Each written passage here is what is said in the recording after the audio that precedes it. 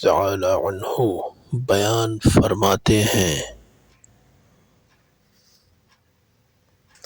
نبی کریم صلی اللہ علیہ وآلہ وسلم نے فرمایا، جو شخص رات کے وقت سورہ بقرہ کی آخری 2 آیات پڑھ لے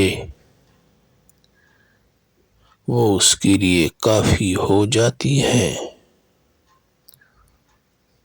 تشریح یعنی اللہ تعالیٰ اس کی حفاظت فرماتا ہے، شیطان اور برائیوں سے بچاتا ہے، اور اس رات کے لیے ہر نقصان سے کفایت فرما دیتا ہے۔ Please subscribe to my YouTube channel.